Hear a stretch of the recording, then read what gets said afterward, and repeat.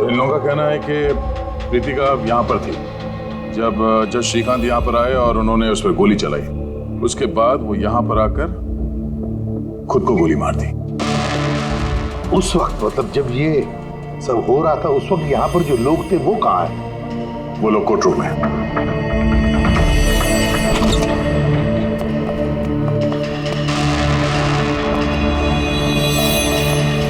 जरा डिटेल में बताइए क्या हुआ यहाँ पर? सर, एक केस की सुनवाई चल रही थी। जज श्रीकांत जी की हालत कुछ ठीक नहीं लग रही थी। उन्होंने 2 घंटे का रिसेशन लिया और अचानक चेंबर में आए और उन्होंने अपने आप को और प्रीतिका को गोली मार दी। लेकिन वो गन तो रखते ही नहीं थे। उनके पास गन कहाँ से आई?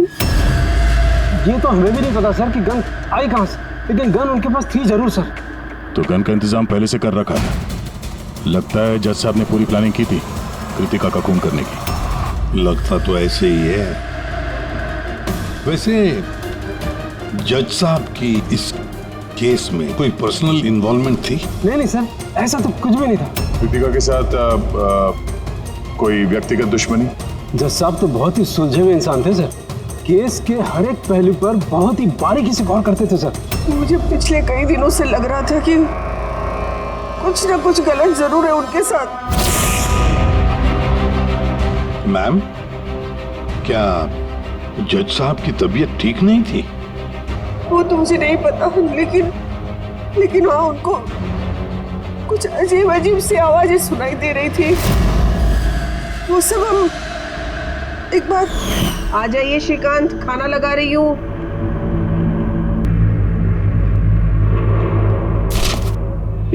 पड़ोसियों की जुबान पे लगा भी नहीं, जब देखो अनाप शनाप बकते रहते हैं।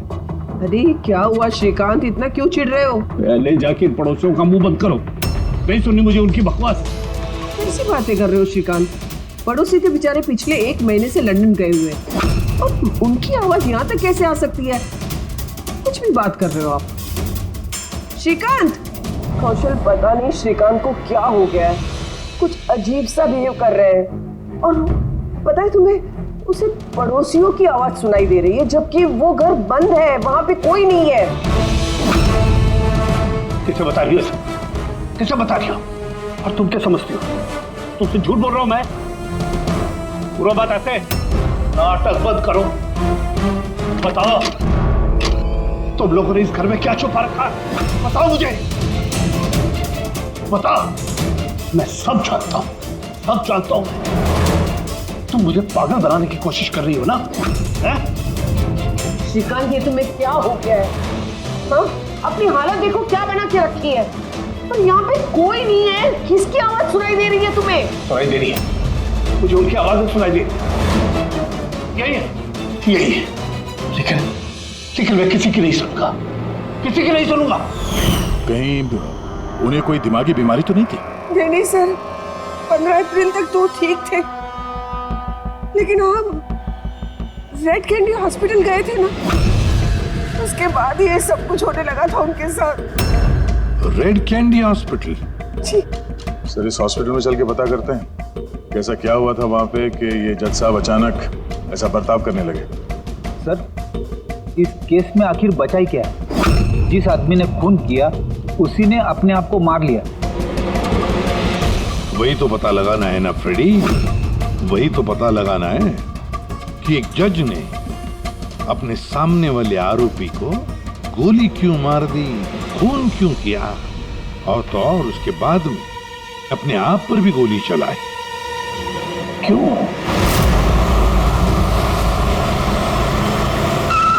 सर, हॉस्पिटल अथॉरिटी ने बताया कि जज श्रीकांत यहाँ पे साइकियाट्रिक ट्रीटमेंट के लिए नहीं बल्कि डेंटिस्ट से मिलने के लिए आए थे। कौन है डेंटिस्ट? कौन है? Sir, doctor Raman. Hello sir, बताइए मैं आपकी क्या मदद कर सकता हूँ? फिलहाल तो आप डॉक्टर रमन को बुलाइए और उनके असिस्टेंट को भी। डॉक्टर रमन, 15 अप्रैल को जज श्रीकांत आपसे मिलने आए थे ना यहाँ? जी हाँ सर, लेकिन सर उनकी मौत से मेरा क्या लेना देना? मुझसे सवाल क्यों? देखिए, हम बस ये जानना चाहते हैं, जब वो आपसे मिले थे तो वो दिमागी तौर से बीमार लग रहे थे? नो सर, मुझे तो ऐसा कुछ नहीं लगा। सर, उनको दिमाग की कोई बीमारी नहीं है और 9 साल से डॉक्टर रमन के पेशेंट है वो। 9 साल से?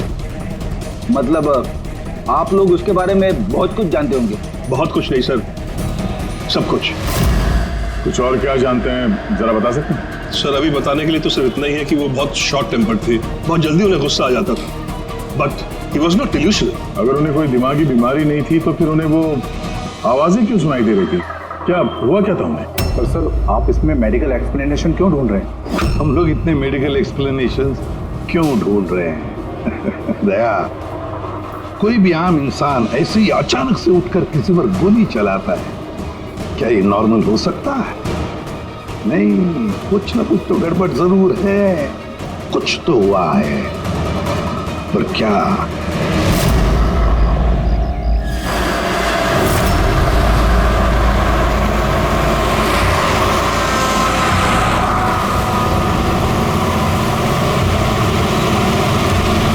वीरेन, तुम बेकार की चिंता करते हो। धनंजय की सिक्योरिटी टीम हमारे साथ है, हम सुरक्षित पहुंच जाएंगे।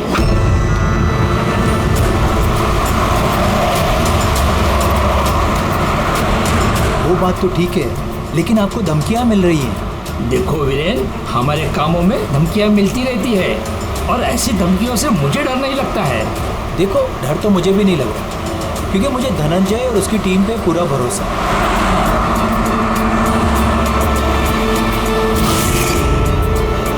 सर, हमने हॉल के 500 मीटर तक लोगों के जाने पर रोक लगा दी है और हर जगह सीसीटीवी से निगरानी की जा रही है। ये बहुत आसान है धनंजय, कायर मत बनो।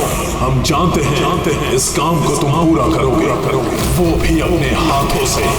तुम सुन रहे हो ना धनंजय, तुम बुज़दिल नहीं हो तुम बुज़दिल। कायर मत बनो, इस काम को तुम पूरा करोगे। सर, क्या बता रहे थे तुम ब्लॉक बी के अरेंजमेंट के बारे में? सर, मैं ब्लॉक बी के बारे में बात नहीं कर रहा था। सर, आप ठीक है ना? आपकी तबीयत कुछ खराब लग रही है। मेरी तबीयत ठीक है, मैं ठीक हूँ।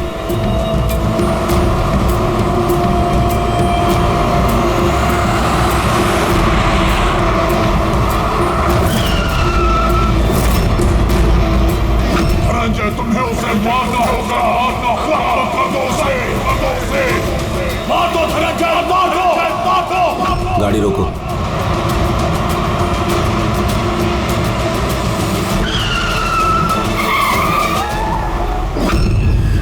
ये इसने गाड़ी क्यों रोक दी? सर, क्या हुआ? शाबाश धनंजय, अपना मिशन पूरा करो। मार दो उसे। जा रहे धनंजय, नहीं हो, तुम ये कर सकते हो। धनंजय यहाँ क्यों आ रहा है? गोली मार दो, सोचो मत। मैं देखता हूँ। ओके। क्या बात है धनंजय, गाड़ी क्यों रुकवा दी?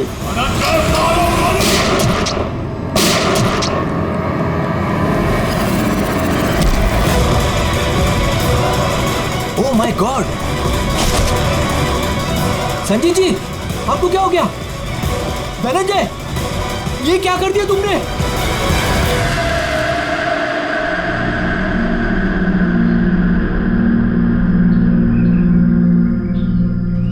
नेताजी के सिक्योरिटी का इंचार्ज वही था? जी सर, धनंजय जी वही इंचार्ज थे। कमाल है सर, जिसे बॉडीगार्ड रखा है उसी ने मार दिया। नेताजी को मारने की कोई खास वजह? सर, ये तो धनंजय जी ही बता पाएंगे। ऐसे ही बात बता, गोली अंदर मारी या बाहर से? सर, बाहर से मारी, कार के।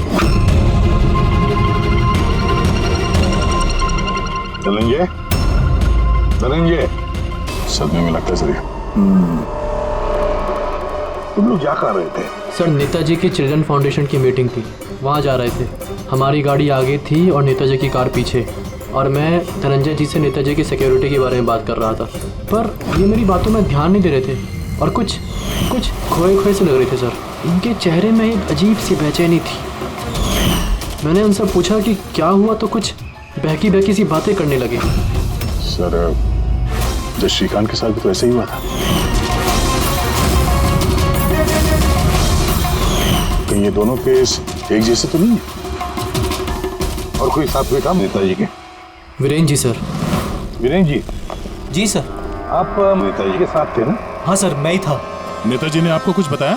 इस धनंजय के बारे में? सर, नेताजी हमेशा धनंजय की तारीफ किया करते थे। उनकी जान को खतरा था। अभी कुछ दिन पहले ही धनंजय ने उनकी जान बचाई थी। बड़ी अजीब बात है सर, कुछ दिन पहले जिस आदमी ने नेताजी की जान बचाई, आज उसी ने उनका खून कर दिया।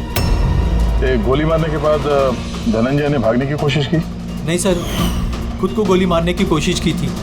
सब बड़ी मुश्किल से सिक्योरिटी वालों ने उन्हें रोका था सर। कमाल है सर, जज श्रीकांत ने खून करने के बाद अपने आप को गोली मार दी और इसने भी अपने आप को गोली मारने की कोशिश की। काम करते हैं, धनंजय को ब्यूरो ले चलते हैं, वहीं से उससे पूछताछ करेंगे। और फिर एक बात समझ में नहीं आ रही है दया, खून करने के बाद खूनी अपने आप को गोली मार लेता क्यों?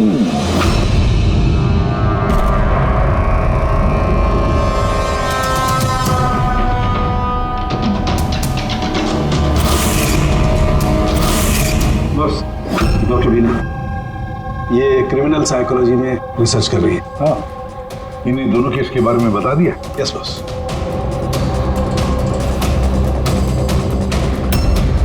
मेरा बेटा कहाँ है?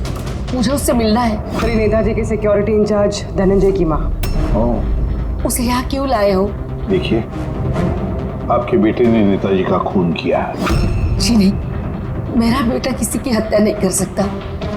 वो तो खुद बीमार है, उसकी दिमागी हालत ठीक नहीं है। क्या क्या बीमारी है आपके बेटे को?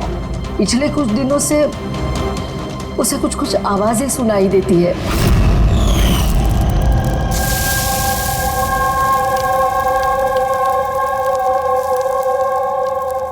धनंजय,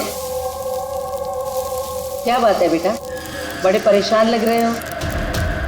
ऑफिस में कोई प्रॉब्लम है क्या? कोई टेंशन? 2 दिनों से तुम मेरे साथ भी ठीक से बात नहीं कर रहे हो। कोई तो है यहाँ। सुनो ना, मैं तुम्हारी फेवरेट सब्जी बना रही हूँ, पालक की। इस घर में कोई तो है जो मुझसे बात कर रहा है। अरे मैं ही तो बड़बड़ा रही हूँ, दूसरा कौन बात करेगा घर में? कोई तो है हमारे अलावा इस घर में जो मुझसे बात कर रहा है।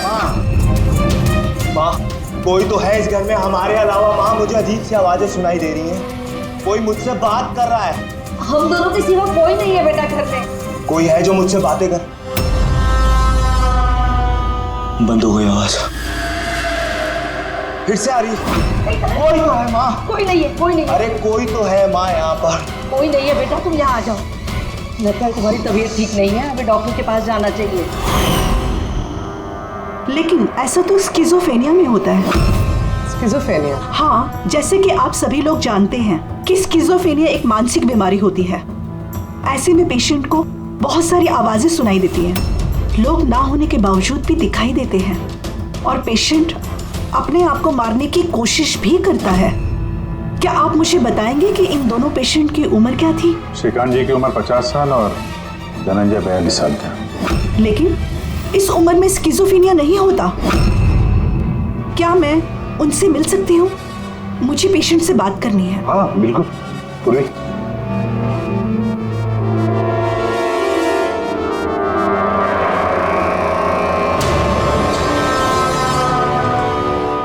धनंजय, तुमने संजीत को क्यों मारा? मैं कुछ पूछ रही हूँ। धनंजय, तुमने संजीत को क्यों मारा? मुझे कुछ आवाजें सुनाई दे रही थी, वो मुझे उकसा रही थी। कह रही थी कि मैं बुज़दिल हूँ, कायर हूँ, मैं किसी का खून नहीं कर सकता। और उस आवाज ने मुझे इतना उकसाया कि मैंने खून कर दिया।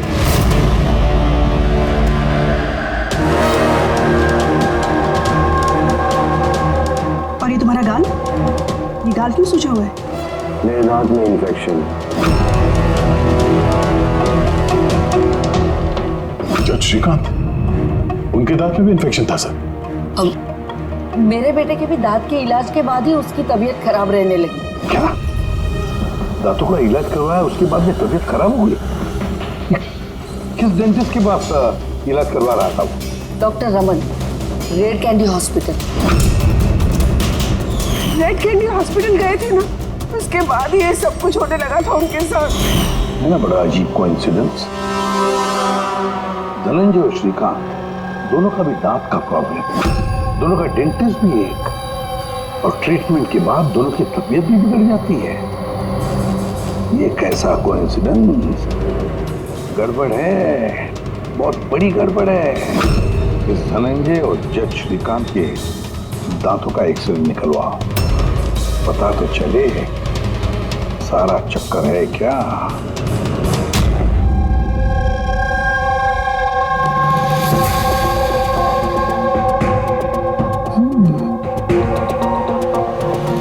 ये क्या हो सकता है? सर, ये देखिए। क्या? ये मार्क्स। हाँ यार, दांतों में ये क्या है? फॉरेन ऑब्जेक्ट जैसा। एग्जैक्टली, ऊपर से दोनों आदमियों के दांतों में।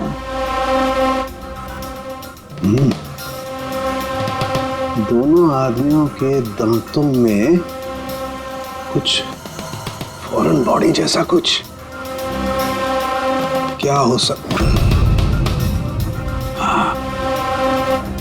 तारिका, एक काम करो, एसीपी साहब को फोन कर दो, उन्हें बोल दो कि केस की जड़ मिल गई है।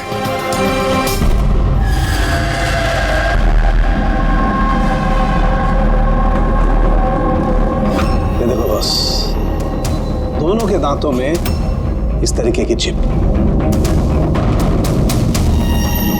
ये तो बग है। हाँ, ये बग ही है। सर, ये तो जासूसी में इस्तेमाल होने वाला ट्रांसमीटर जैसा कुछ है। बॉस, इसके जरिए ही श्रीकांत और धनंजय को वो आवाजें सुनाई देती थी। तो ये चिप ट्रिगर का काम कर रही थी। इसी के जरिए वो उकसाने वाली आवाजें उनके कानों तक पहुंच रही थी और वो लोग किसी की जान तक लेने को मजबूर हो गए। मुझे तो लगता है ये काम डॉक्टर रमन का ही है। उन्होंने दांतों की ट्रीटमेंट की थी। पूछताछ करनी पड़ेगी डॉक्टर रमन से, और एक एक्सपर्ट को भी बुलाओ। ट्रांसमीटर के बारे में पूरी जानकारी लेते हैं उससे। डॉक्टर रमन, दांत में ट्रांसमीटर लगाने का काम कब से शुरू कर दिया आपने? ट्रांसमीटर? हाँ, किस ट्रांसमीटर की बात कर रहे हैं आप सर? उसी ट्रांसमीटर की बात कर रहे हैं जो जज श्रीकांत और सिक्योरिटी ऑफिसर धनंजय के दांत में फिट किया गया था। देखिए, मेरा यकीन कीजिए, मैंने कोई ट्रांसमीटर नहीं लगाया है।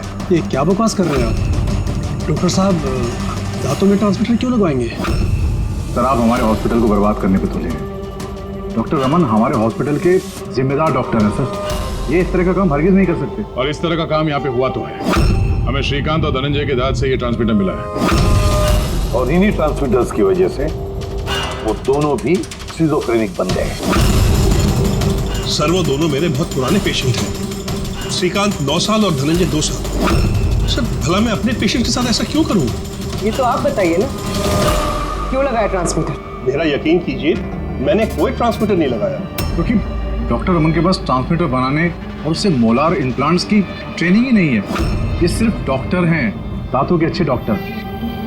और सर, हम यहाँ पे दांत लगाते हैं, बनाते नहीं। दांत तो बाहर से ऑर्डर देने पे आता है। कहाँ से ऑर्डर करते हैं आप ये दांत? डेंजा बायोकेयर। डेंजा बायोकेयर। रेडी पंकज, डॉक्टर रमन की चेम्बर्स अच्छी तरह से चेक करो, एक एक कोना छान मारो। और कितने लोगों के दांत इम्प्लांट किए हैं? जी, लगभग 20 लोगों का। अच्छा, तो सभी लोगों के नाम और पता चाहिए हमें। दया, हो सकता है इन 20 लोगों की जान को खतरा हो।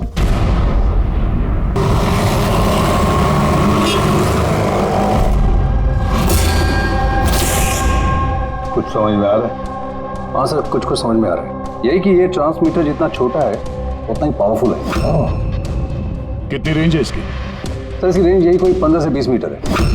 यानी अगर इस ट्रांसमीटर से किसी को कम्युनिकेट करना है तो उसे 15 से 20 मीटर के दायरे में रहना होगा। इसकी फ्रीक्वेंसी हम लोग ट्रैक कर सकते हैं? बिल्कुल ट्रैक कर सकते हैं, लेकिन उसके लिए हमें पहले ये जानना होगा कि ये ट्रांसमीटर कितने हर्ट्ज पे काम करता है। तो पता लगाओ कितने हर्ट्ज पे काम करता है ये, क्योंकि फ्रीक्वेंसी हमारे लिए बहुत जरूरी है। जहाँ पर ये फ्रीक्वेंसी एक्टिव होगी वहीं पर हमारा खोज ही होगा। ठीक है सर, आप थोड़ा सा वक्त दे दीजिए, मैं जल्दी पता लगाने की कोशिश करता हूँ। ठीक है। ये कहानी आके रुक जाती डॉक्टर रमन के नाम पर।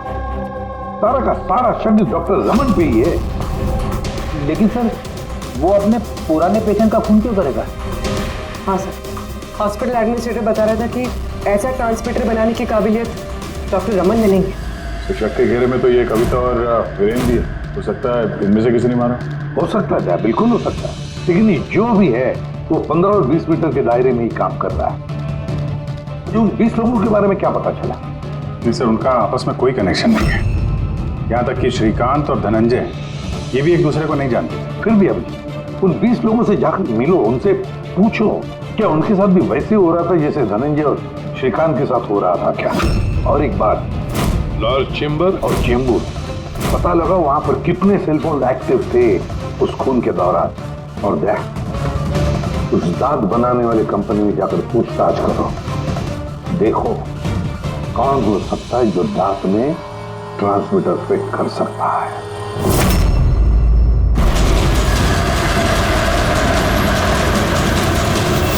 विनय आपका ही नाम है? जी हाँ, मेरा ही नाम है।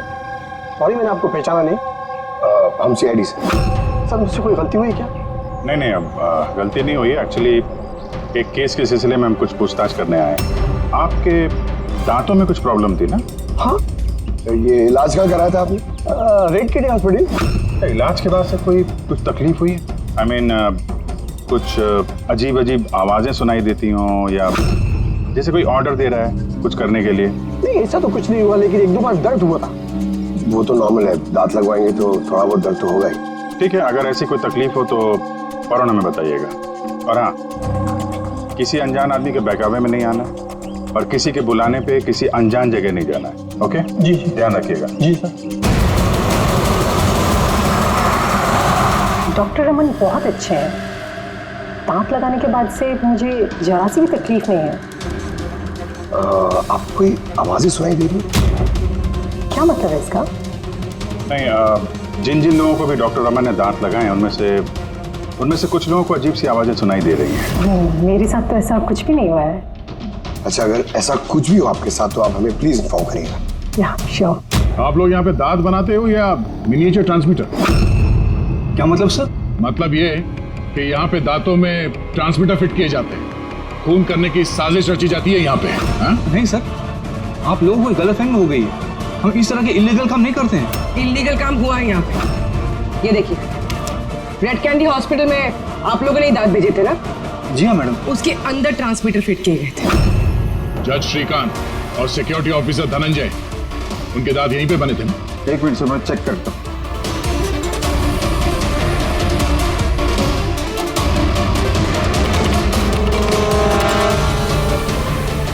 हाँ सर, दांत तो यही बने हैं, लेकिन अगर वो हमारी एम्प्लॉय रूपाली होती जिसने ये दांत बनाए हैं तो सच्चाई पता चल जाती। कहाँ है आपकी वो एम्प्लॉय रूपाली? वो तो कल रात गुजर गई। कैसे गुजर गई? उसे अस्थमा अटैक हुआ था, लेकिन हैरानी की बात तो ये है कि उसे कभी अस्थमा था ही नहीं। जी हाँ सर। उसके घर का एड्रेस देना सर। दांत कब लगवाया आपने? सर 2 महीने हो गए। कोई प्रॉब्लम हुई आपको? नहीं, कोई प्रॉब्लम नहीं सर, जब से दांत लगाया सब ठीक है सर।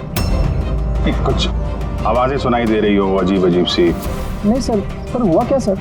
देखिए, रेड कैंडी हॉस्पिटल में जितने लोगों ने भी ट्रीटमेंट कराया उन्हें कुछ प्रॉब्लम्स हो रही हैं और उनमें से 2 जन की तो मौत भी हो चुकी है। सर मैं मरना नहीं चाहता सर। नहीं, आप घबराइए मत, ऐसा कुछ नहीं है।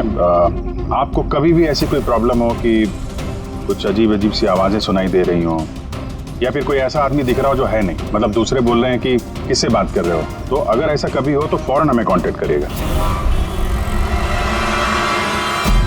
और कितने लोग बचे पंकज? सर चेक करने के लिए और 5 लोग बचे सर। 5 को भी जल्दी से जल्दी चेक करना होगा। क्या पता उस हत्यारे का अगला निशाना इन्हीं में से कोई हो। हाँ सर।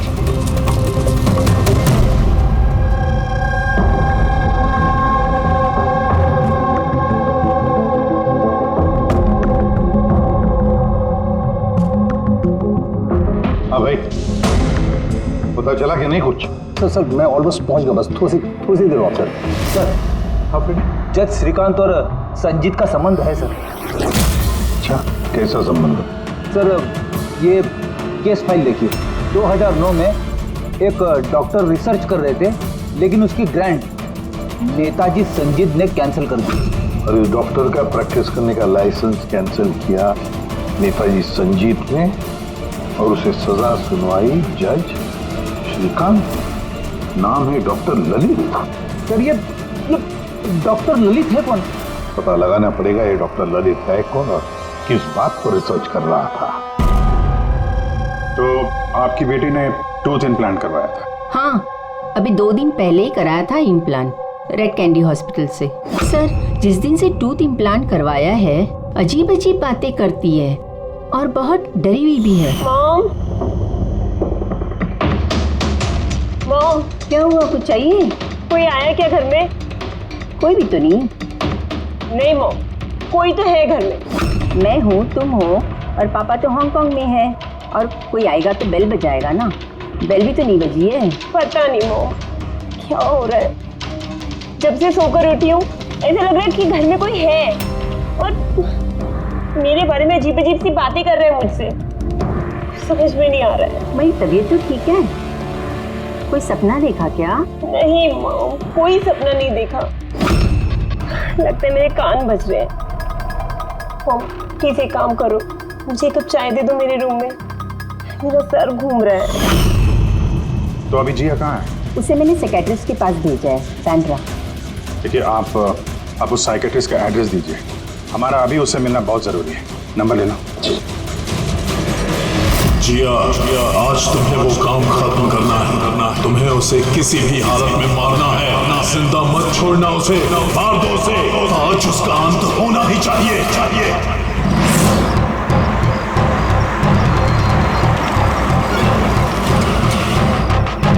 कहाँ जाएंगे मैडम? जेके मार्केट।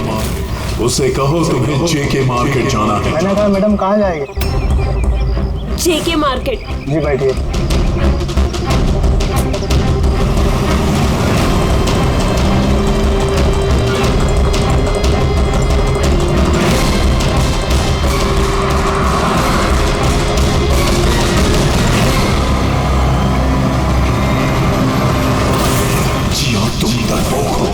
डरपोक हो तुम, कुछ नहीं कर सकती तुम। एक नंबर की डरपोक हो। मैं डरपोक नहीं हूँ और मैं किसी को नहीं मार सकती। मैडम आपने मुझसे कुछ कहा? हाँ? अब नहीं, मैंने कुछ नहीं कहा। नहीं, कुछ नहीं कहा मैंने। मैं कहाँ बात कर रही हूँ?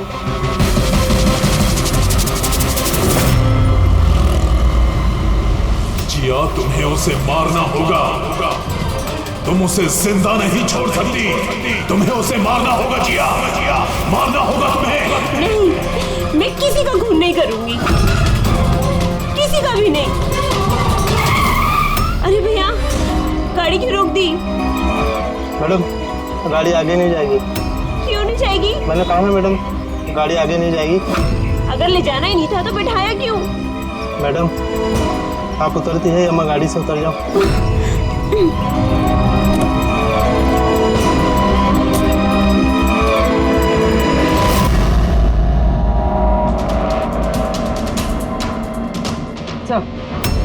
सर, वॉचमैन और पड़ोसी बता रहे थे कि रूपाली यहाँ 3 महीने पहले शिफ्ट हुई थी और अकेली रहती। फिर चेक करते हैं अच्छी तरह से।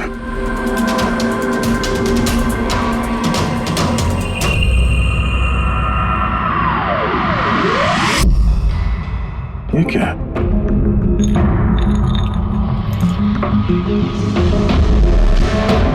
इतने सारे एयर ट्रांसमिटर्स।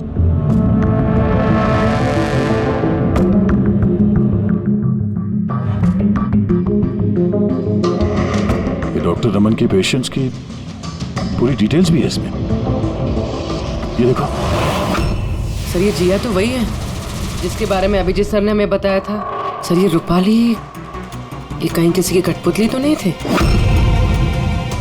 हो सकता है, शायद कोनी को पता चल गया होगा कि हम लोग रूपाली तक पहुंच जाएंगे, इसलिए मार दिया उसे।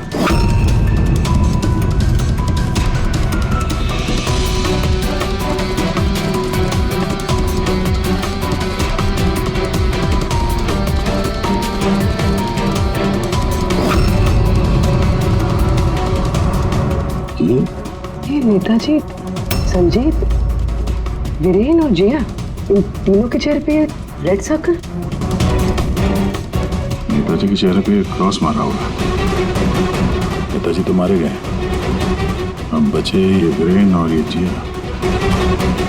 मतलब अगला नंबर इनका है।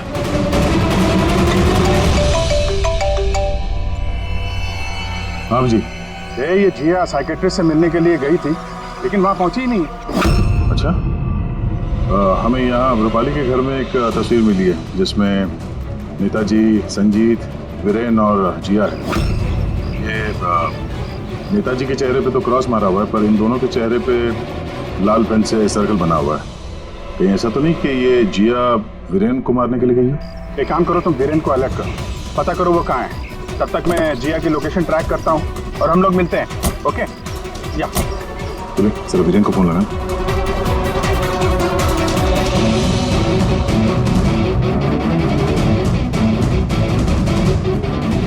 सर वीरेन का फोन तो बंद है। सब मिल गया। हाँ सर, ये ट्रांसमीटर 1.8 मेगाहर्ट्ज से 2 मेगाहर्ट्ज के बीच में काम करता है। ग्रेट, 1.8 मेगाहर्ट्ज से 2 मेगाहर्ट्ज पर। हाँ सर। मेरी बात ध्यान से सुन लो।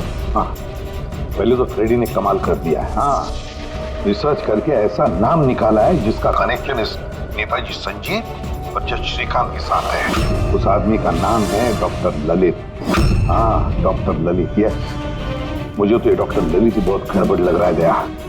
मुझे तो उसी पे शक होने लगा है, क्योंकि डॉक्टर ललित का कुछ साल पहले इस नेताजी संजीत ने प्रैक्टिस करने का लाइसेंस कैंसिल कर दिया था, और फिर इस डॉक्टर ललित को जज श्रीकांत ने सजा सुनवाई। और हुआ क्या? पहले खून हुआ जज श्रीकांत का, और फिर उसके बाद में नेताजी संजीत मारा गया। ये खून कौन कर सकता है? ये डॉक्टर ललित ही कर सकता है। उसी का कनेक्शन है इन दोनों के साथ। बस अब डॉक्टर ललित जिस फ्रीक्वेंसी पर ऑपरेट करता है वो फ्रीक्वेंसी भी पता चल गई। हाँ, टेक्नो एक्सपर्ट ने ये बता दिया, 1.8 मेगाहर्ट्ज से लेके 2 मेगाहर्ट्ज तक। बस अब इस फ्रीक्वेंसी पर हम टैप करेंगे डॉक्टर ललित को। पता चलेगा ये डॉक्टर ललित किस किस से बात करता है और क्या बातें करता है। और दया, ये रेडियो फ्रीक्वेंसी 1.8 मेगाहर्ट्ज से 2 मेगाहर्ट्ज हमारे सारे पुलिस स्टेशन और रेडियो लाइन्स को बता दो। अब देखते हैं कब तक भागता है ये डॉक्टर ललित।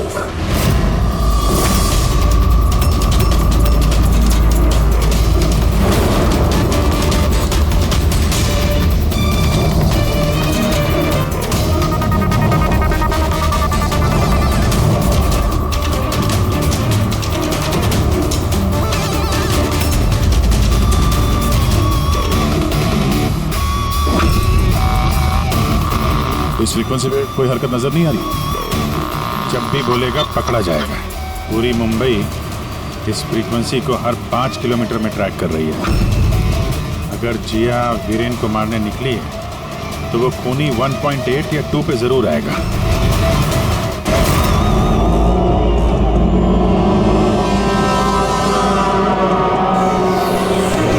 जाओ जिया, अपने काम को अंजाम दो। ये कौन हो सकता है जो संजीत के खूनी के बारे में मुझे बताने के लिए यहाँ बुलाया? जिया, उसे मारना होगा तुम्हें। उसे जिंदा रहने का कोई हक नहीं है।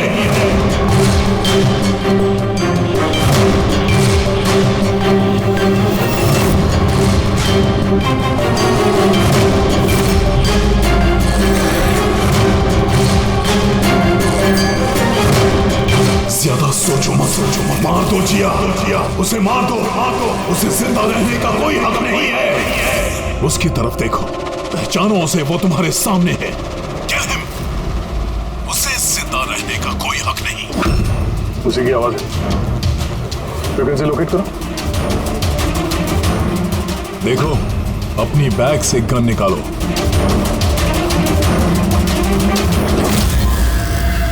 जिया, तुम कायर नहीं हो। Shoot him, shoot him. Location क्या बता रहा है? सर, जेडी मार्केट मरोल दिखा रहा है।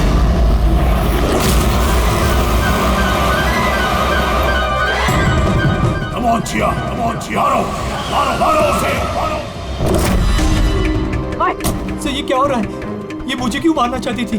किसी ने मुझे फोन करके बुलाया कि संजीत की खूनी के बारे में बताने वाली थी। घबराइए नहीं, ये सब एक प्लान था। आप अभी सेफ हैं, आप जा सकते हैं। Okay sir, thank you. तो खूनी यहीं कहीं होगा, भीड़ में मिक्सअप हो गया है, सिग्नल यहीं है, देखते हैं।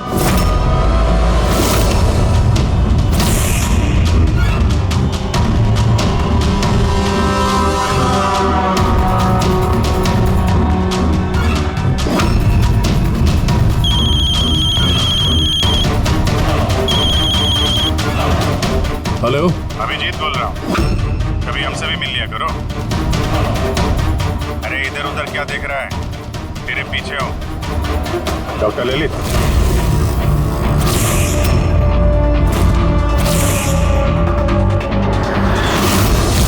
हॉस्पिटल के एडमिनिस्ट्रेटर पवन। मुजरिम चाहे कितने भी नाम बदल ले, चाहे कितने भी भेष बदल ले, एक ना एक दिन शिकंजे में फंस ही जाता है। क्यों? चलो।